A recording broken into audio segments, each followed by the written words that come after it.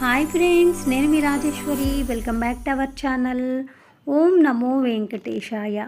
Friends, ఈరోజు వీడియోలో ఈ 2025 సంవత్సరంలో వైకుంఠ ఏకాదశి ఎప్పుడు వచ్చింది, అలాగే తిథి అనేది ఏకాదశి తిథి ఎప్పుడు ప్రారంభమవుతుంది, వైకుంఠ ద్వార దర్శనం ఏ సమయంలో చేసుకోవాలి, దాని విశిష్టత ఏంటి అనేది, వైకుంఠ ద్వార దర్శన విశిష్టత ఏంటి అనేది ఈ వీడియోలో తెలుసుకుందామండి. ఈ వీడియోని ఎక్కడ స్కిప్ చేయకుండా లాస్ట్ వరకు చూసి ఈ వీడియో మీకు నచ్చితే లైక్ చేయండి. అలాగే ఈ వీడియో మీ బంధువులకి ఎవరికన్నా ఉపయోగపడుతుందంటే షేర్ చేయండి. ఇంకా మీరు మన ఛానల్ని ఫస్ట్ టైం చూస్తున్నట్లయితే ఇప్పటివరకు సబ్స్క్రైబ్ చేసుకోకపోతే సబ్స్క్రైబ్ చేసి పక్కనే ఉన్న బెల్ని కూడా యాక్టివేట్ చేసుకున్నారంటే నేను చేసే ప్రతి వీడియో కూడా, లేటెస్ట్ వీడియోస్ అన్నీ మీకు అప్లోడ్కి ఫ్రెండ్స్ నోటిఫికేషన్ వచ్చేస్తాయండి. ఇంకా ఆలస్యం చేయకుండా ఆ వైకుంఠ ఏకాదశి రోజు మనము ఏ విధంగా ఉండాలి, ఉపవాసం ఎలా ఉండాలి, ఇలాంటివన్నీ క్లియర్గా తెలుసుకుందాం. విష్ణు పురాణం ప్రకారం పవిత్రమైన వైకుంఠ ఏకాదశి రోజు ఉపవాసం ఉండి శ్రీ మహావిష్ణువుకి, లక్ష్మీదేవికి ప్రత్యేక పూజలు చేయటం వల్ల ఆ ఇంట్లో సిరి సంపదలు నెలకొంటాయని, మోక్షం లభిస్తుందని ప్రగాఢ నమ్మకం అండి. అలాగే విష్ణువుకు భక్తికి ప్రతీకగా జాగారం అని చెబుతారు. వైకుంఠ ఏకాదశి రోజు రాత్రి శ్రీమన్నారాయణ నామ సంకీర్తనలతో, భజనతో, భాగవత కథలతో కాలక్షేపం చేస్తూ జాగరణ చేయటం వల్ల మోక్షం పొందవచ్చు అని శాస్త్రం చెబుతోంది. ఈ నేపథ్యంలో వైకుంఠ ఏకాదశి 2025 సంవత్సరం డిసెంబర్ తేదీలు, విశిష్టత, తిథి ప్రారంభం ఇలాంటివన్నీ క్లియర్గా తెలుసుకోవటం వల్ల మీకు ఎటువంటి డౌట్ లేకుండా చక్కగా పూజ చేసుకోవచ్చండి. శేషతల్పంపై శయనించే విష్ణుమూర్తిని దర్శించుకోవటానికి వైకుంఠానికి తరలి వెళ్ళే ముక్కోటి దేవతలతో కలిసి స్వామివారు భూలోకానికి వచ్చే శుభ సందర్భమే ఈ వైకుంఠ ఏకాదశి అండి.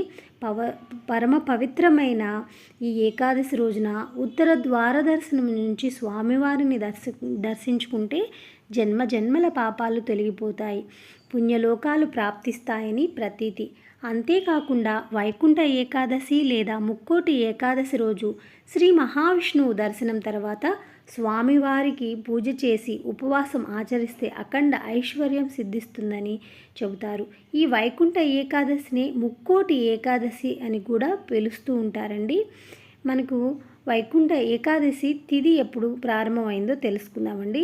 తెలుగు పంచాంగం ప్రకారం ఈ వైకుంఠ ఏకాదశి తిథి వచ్చేసి 2025 సంవత్సరం డిసెంబర్ 30వ తేదీ మంగళవారం ఉదయం 7:51 ప్రారంభమై డిసెంబర్ 31వ తేదీ బుధవారం ఉదయం 5:01 ముగుస్తుందండి. మనకి సూర్యోదయానికి తిథి ఆ రోజంతా ఉంది కాబట్టి 30వ తారీఖున ఈ వైకుంఠ ఏకాదశి 30వ తారీఖు మంగళవారం వైకుంఠ ఏకాదశి పండుగను జరుపుకోవాలండి. పంచాంగకర్తలు సూచిస్తున్నారు ఈ విధంగా 30వ తారీఖు చేసుకోవటం మంచిదని. ఇక మనకి వైకుంఠ ఏకాదశి రోజు తెల్లవారుజామునే 3:30 గంటల నుంచే వైష్ణవ ఆలయాల్లో ద్వార దర్శనం ప్రారంభమవుతుందండి. ఈ ముక్కోటి ఏకాదశి రోజు 3 విశేషాలుంటాయి.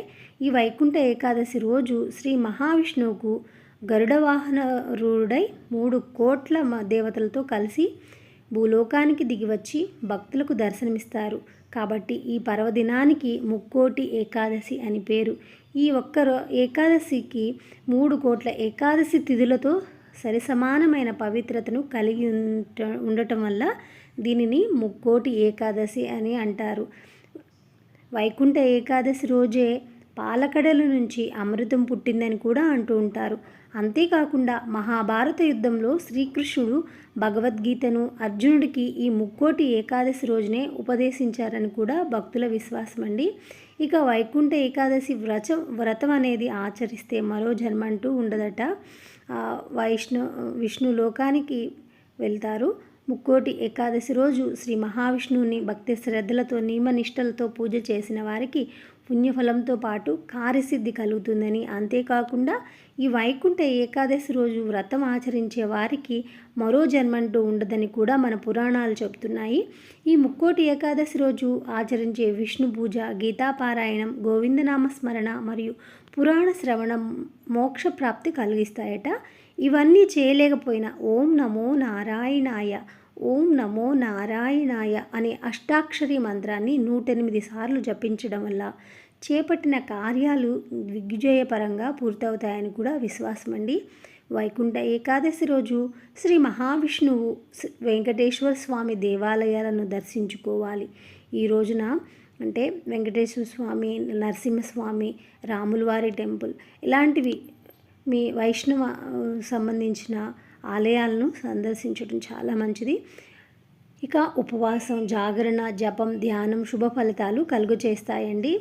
ఇక వైకుంఠ ఏకాదశి తిరుమలలో అయితే మనకి తిరుమల వెంకటేశ్వర స్వామి వారి ఆలయంలో కూడా వైకుంఠ ఏకాదశి రోజున వైకుంఠ ద్వార ప్రవేశం, తదనంతరం దైవ దర్శనానికి అనుమతిస్తారు. ఈ ఏకాదశి ముందు రోజే అంటే దశమి రోజు రాత్రి ఏకాంత సేవ, అనంతరం బంగారు వాకిలి మూసివేస్తారు. తెల్లవారుజామున స్వామికి తిరుప్పావై పాసురాలను చదివి మరుసటి రోజు అంటే ద్వాదశి రోజు రాత్రి ఏకాంత సేవ వరకు శ్రీవారి గర్భాలయానికి ఆనుకుని ఉన్న వైకుంఠ ద్వారాన్ని తెరిచి ఉంచుతారు. 10 రోజుల పాటు కూడా మనకి దర్శన భాగ్యం ఉంటుందండి.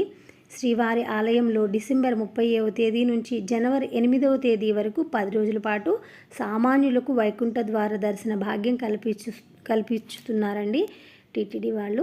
డిసెంబర్ 30, 31, 2026 జనవరి 1వ తేదీ దర్శనాలకు నవంబర్ 27వ తారీఖు నుంచే డిసెంబర్ 1వ తేదీ వరకు ఆన్లైన్ విధానంలో భక్తులు ముందుగా రిజిస్ట్రేషన్ చేసుకుంటూ డిప్ ద్వారా ఉచిత దర్శనం టోకెన్లు కేటాయించారు. ఇవన్నీ మీ అందరికీ తెలిసినవేనండి. ఇక మనకి ఈ శ్రీరంగంలో శ్రీరంగనాథి స్వామి దేవాలయంలో కూడా వైకుంఠ ఏకాదశి ఉత్సవాలు 21 రోజుల పాటుగా ఘనంగా జరుగుతాయండి. ఇందులో భాగంగా మొదటి భాగాన్ని పగల్పట్టు ఉదయం పూజ అని, రెండో భాగాన్ని ఇతర పట్టు రాత్రి పూజ అని పిలుస్తారండి.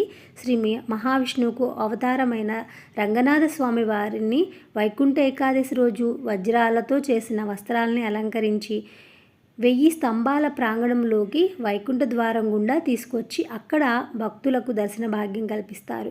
ఈ ద్వారం గుండా వెళ్ళిన భక్తులకు నేరుగా వైకుంఠం చేరుకుంటారని నమ్మకము. చక్కగా మీరు ఈ వైకుంఠ ఏకాదశి రోజు ఆ శ్రీమన్నారాయణని, లక్ష్మీదేవిని కొలిసి ఆ స్వామివారి అనుగ్రహం పొందుతారని ఆశిస్తూ మరొక వీడియోతో కలుసుకుందాం.